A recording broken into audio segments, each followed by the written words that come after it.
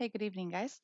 Now that we're continuing along, we're actually only going to be in John for this particular video. We're going to wrap up John 11 and we're going to start John 12. So join me now in John 11. We're going to start in verse 55.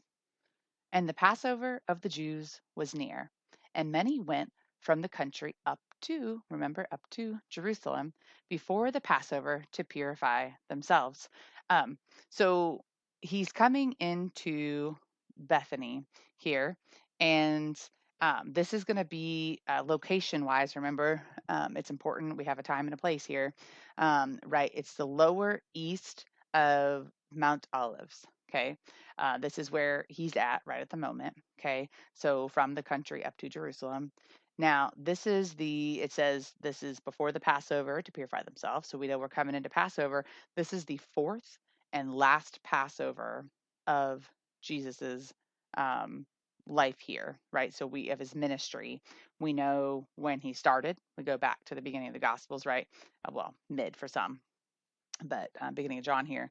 And so when his ministry started, and now where it's ending. So that's where we get that 3 to 3.5 year timeline of Jesus's ministry. That's how we know that. And so um, it gives us the timeline there. Let me move on with my notes, make sure I'm not skipping anything in just a minute. And so let's go ahead and continue reading here before we talk anymore. So, verse 56, they sought Jesus and spoke amongst themselves as they stood in the temple. What do you think, that he will not come to the feast? Now, both the chief priests and the Pharisees had given a command that if anyone knew where he was, he should report it, that they might seize him. And we can only imagine they want to seize him to do great things, right? Yeah, no, we know that's definitely not true. So, continuing in our story here in John 12, we will read through verse 11.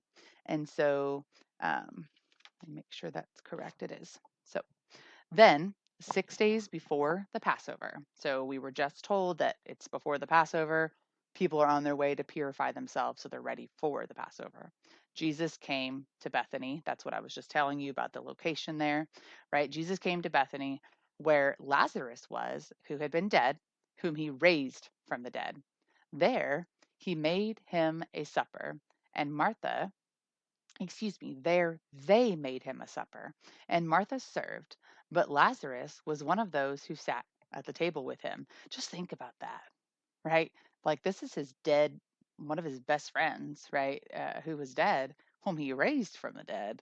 Um, we think that's a wonderful thing, right? That he raised from the dead, and it is, right? And obviously Jesus had purpose, many purposes in that.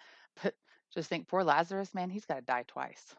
And so he already died once, right? And now he's got to die again, which of course there's no worry for him as he gets to spend it in eternal kingdom. But so anyway, it's just kind of an interesting thing once we kind of put perspective and context with all of this, what's happening, right?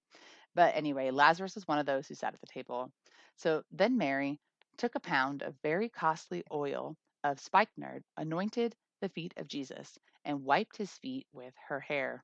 And the house was filled with the fragrance of the oil. But one of his disciples, Judas Iscariot, Simon's son, so we're given who he is, right? Who would betray him, right? So we know him as the betrayer here. He said, why was this fragrant oil not sold for 300 denarii and given to the poor?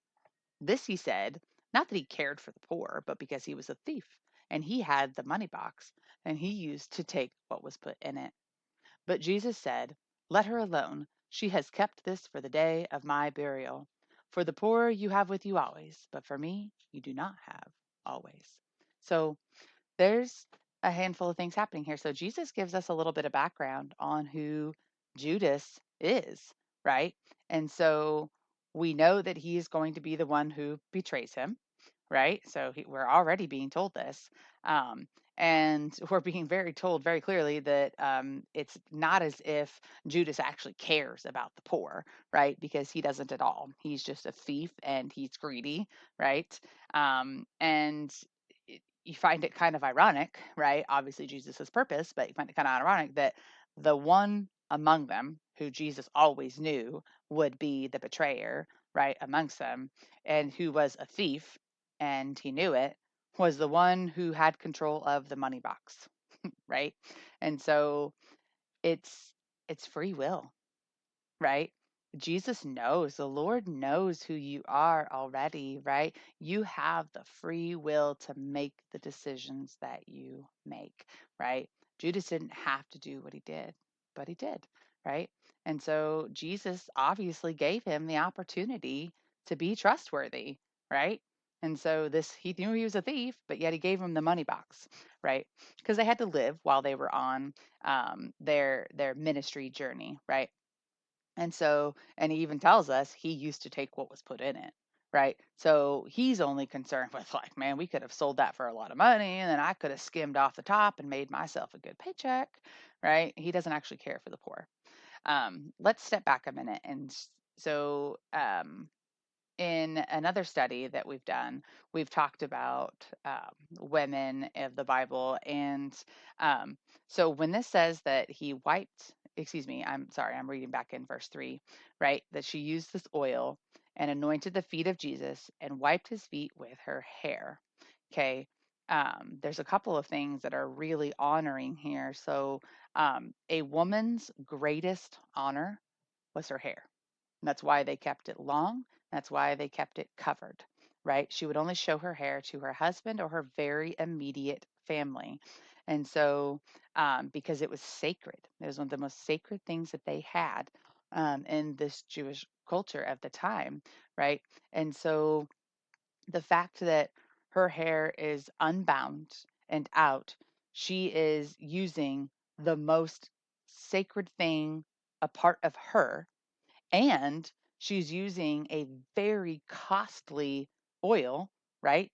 And so, which we know Judas has said, I mean, he could have sold that for 300 denarii, right? So we know that this is a very expensive item. So she's using the most precious thing to her and the most costly, precious thing that she owns to honor God, right? At his feet. She's washing his feet with this expensive oil and her hair, right? She didn't just offer it as a gift. She didn't lop off her ponytail, right? Like she offered everything she has simply to anoint his feet, right? And so the honor that she is showing the Lord here is kind of minimized, amongst Judas here. But, of course, Jesus says, leave her alone, right? For she has kept this for the day of my burial, right? The type of oil that he is being anointed with. And so for the poor you have with you always, but me you do not always have, right? And he's right. There'll always be rich and poor among us. Obviously, he's countering Judas's false claim of being able to raise money for the poor, right? And saying that you'll always be able to take care of others, but as for me, I won't always be here. So leave her alone, right? And so she is doing our Lord Jesus a great honor. Um, and so I just wanted to go up. Um, Jesus came to Bethany where Lazarus was. And so the people who were with him, right, they wanted to see Lazarus, right? They wanted to see Lazarus raised from the dead, which, I mean, can't blame them. I imagine we would too, right? We were following Jesus, like, oh, I want to see at this table, right? And so, because they knew that Lazarus was dead, they knew he was raised again. And so, anyway, that finishes up this quick video, and I will see you guys again soon.